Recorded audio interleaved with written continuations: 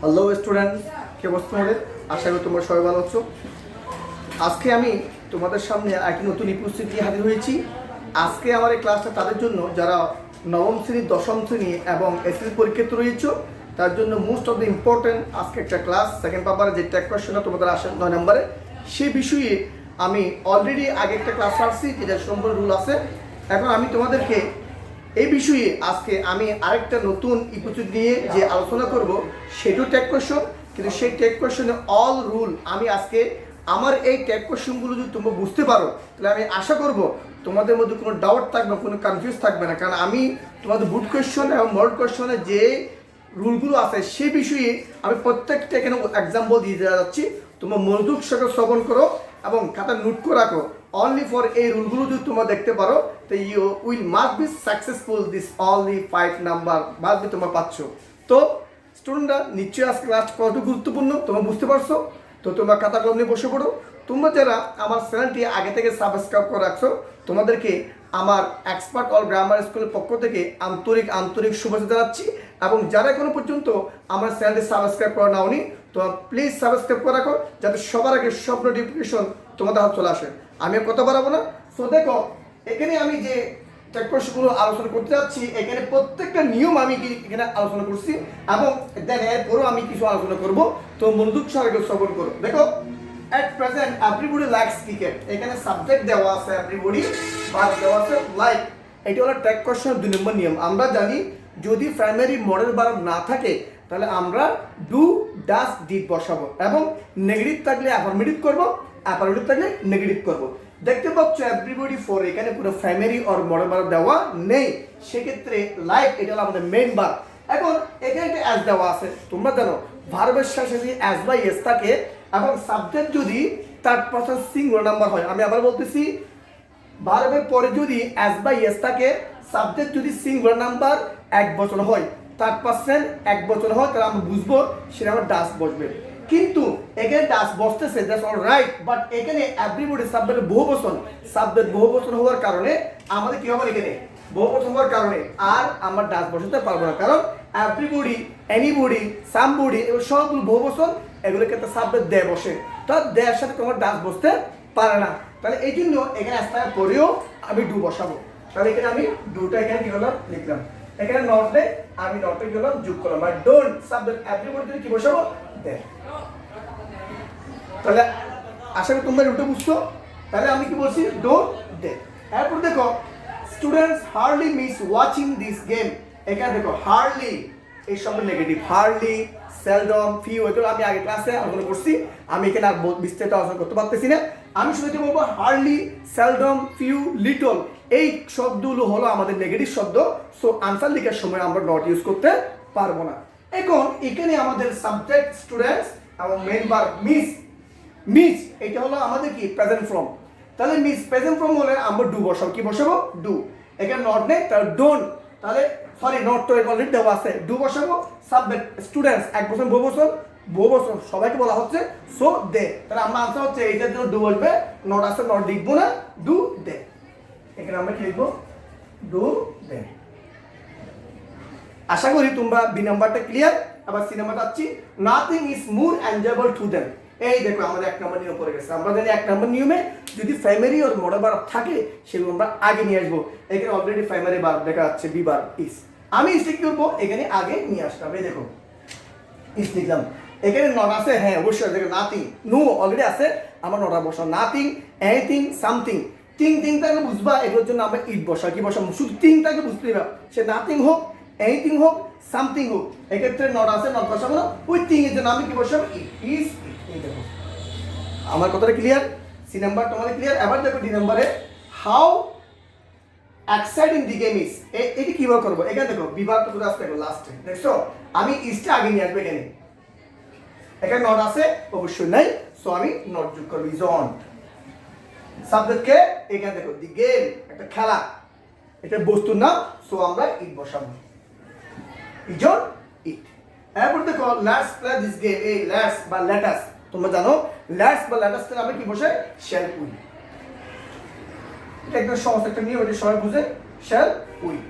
এরপরে I mean SSC examine, আমি SC পরীক্ষার্থী। এই দেখো আই এম। এবার দেখছো এম থাকলে এই বা আরন মনে হয় এই লিখবা নাহলে আরন লিখবে। এখানে নট নট যোগ করবো তো আরন।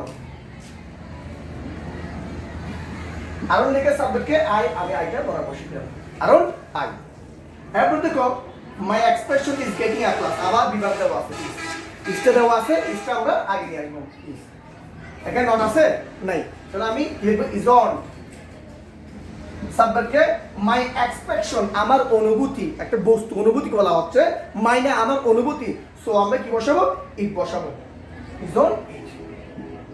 এরপর দেখো সাম অফ মাই ক্লাসমেট বিকেম, অনেক কিছু আছে আমি এখানে ইন্ট্রোডিউস করিনি, জাস্ট শুধু আমরা সাম অফ মাই ক্লাসমেট, আমার কিছু বন্ধু, ভার্ব বিকেম, কোনটা বলতো ফার্স্ট টেন্স, এটা বিকাম না বিকেম, হয়েছিল ফার্স্ট টেন্স, সো এটার জন্য ডিড বস কি হবে, ডিড, নট নেই নট যোগ করতে হবে, ডিড অন।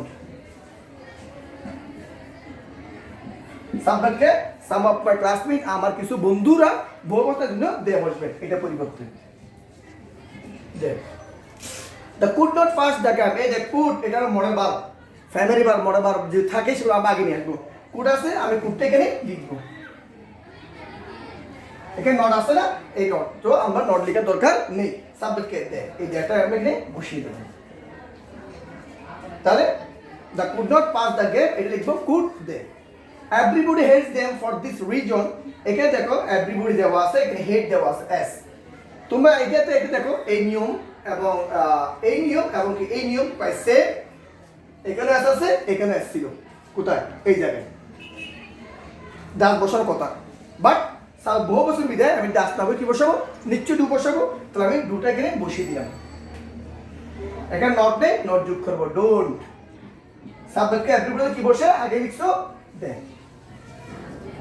এরপর দেখো we can hardly, hardly negative শব্দ, তাহলে আমরা নট লিখবো না, এই দেখছো ক্যান, মডার্ন ভার্ব, মডার্ন তাহলে আমরা কোথায় আগে নিয়ে আসবো, তাহলে ক্যানটা আমি এখানে ইউজ করলাম, তারপরে সাবজেক্টকে উই, সাবজেক্ট যা আছে আমি কি তাই লিখবো, ক্লিয়ার। এরপর দেখো our examination is over, everybody is free now, এখন আমরা কোনটা শেষ করবো, এখানে শেষটা অ্যাকসেপ্ট করবো, সেটা এখানে আছে কি ইজ, এখন ইজ আছে, এটার জন্য নিয়ম হলো ইজ অন দে বসে, কিন্তু এভরিবডি তো বহু বছর, তো ইজ বসে, এখানে ইজ থাকা পরেও আমি আর লিখবো, কেন দের সাথে ইজ বসেন আর বসে, এই জন্য আমি লিখবো আর, নট নেই নট যোগ করলাম, আর অন দে।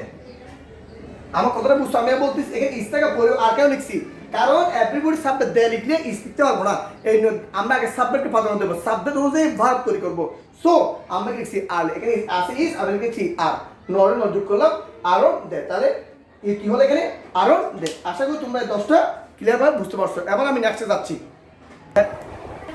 তো এরপর দেখো এখানে পরে আমি যাচ্ছি, সো প্ল্যান বিফোর প্রসিড, এখানে দেখো আমাদের প্ল্যান পরিকল্পনা করা, বলতে পারো এটা কোন ধরনের সেন্টেন্স, এখানে কোনো সাবজেক্ট দেওয়া নেই, যদি সাবজেক্ট দেওয়া না থাকে আমরা বলি it is the name of the কি ইম্পারেটিভ সেন্টেন্স, আর যে সেন্টেন্সে ইম্পারেটিভ হয় সেখানে ডাইরেক্ট আমরা উলিও বা ওন দিয়ে বসাই,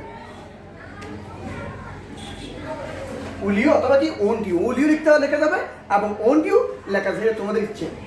ইউ হ্যাড বেটার ড্রিঙ্ক কোল, দেখো হ্যাড দেখছো ফাইনালি বাট আমরা হ্যাডটা আগে দিয়ে আসবো, এটা নট নেই নটটা যোগ করে দিলাম, হ্যাড অন সাবজেক্ট ইউ আছে, আমরা এটা বসিয়ে দিলাম, বরাবর যেরকম আছে সে বসিয়ে দিলাম।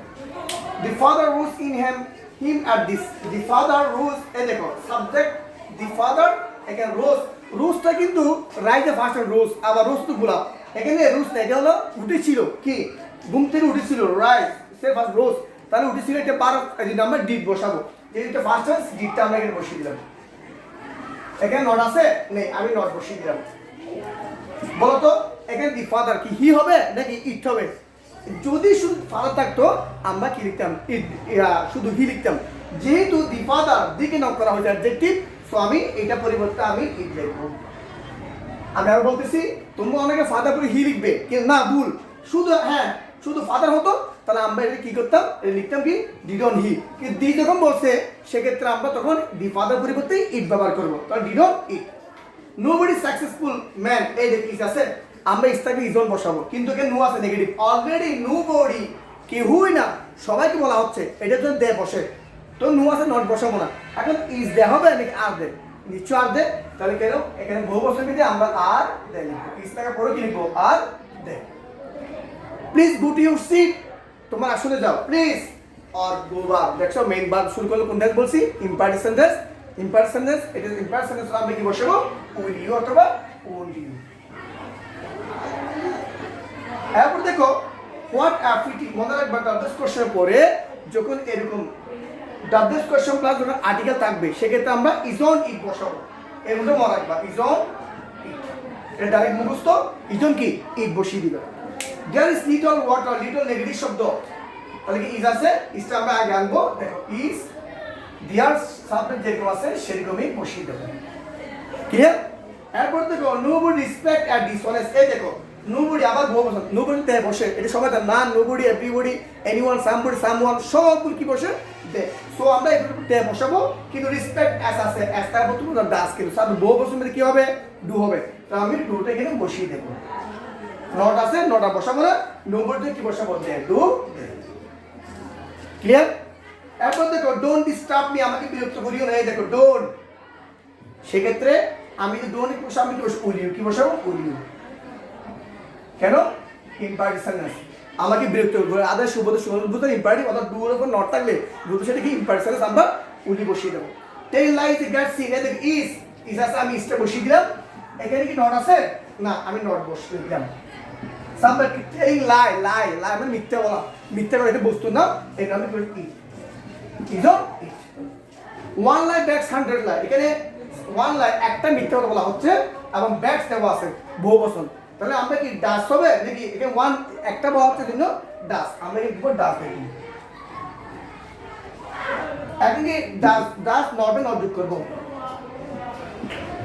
হি অথবা ওয়ান মনে রাখবা ওয়ান থাকলে হি লিখে দেবে অথবা কি ইটু লাগে ওয়ান থেকে ওয়ান লিখবা অত না কি হি লিখবা আমি আবার বলি ওয়ান থেকে ওয়ান লিখবা না কি হি লিখবা আমি এখানে হিটে লিখলাম এরপর দেখো if you come I shall go এই দেখো ইফ যুক্ত ক্লোজ আছে এখানে দুইটা ক্লোজ দেওয়া আছে যেটা পরিপূর্ণ বাক্য সেটা আমরা ট্যাকুশন করব এখানে ইফ ইউ কাম যদি তুমি আসো তা আমাকে পড়লে বলতে হবে না আমি দেবো বলি আই শ্যাল আমি যাবো এটা পরিপূর্ণ এটা মেইন ক্লোজ সো আমি মেইন ক্লোজকে ট্যাকুশন করব শ্যাল থাকলে শ্যাল আগে লিখবো নট নেই নট যোগ করবো তারপর সাবজেক্টকে আই সেরকম কি আই এরপরে আমি কিন্তু একটা করেছি একটা নিয়ম আছে আমি একটা নিয়ম লক্ষ্য করো তোমরা যদি সেন্টেন্স থাকে যেমন বার্ডস ক্যান ফ্লাই এখন আমি যদি ট্যাগ কোশ্চেন করি এই দেখো ক্যান আছে ক্যানটা আমি বসিয়ে দিলাম এখানে নট আছে নাই নট কারণ সাবজেক্টকে বার্ডস বহুবচন বস্তু যদি বহুবচন দেয় বসে ব্যক্তি বহুবচন কি বসে দেয় বসে আমি বসাবো দে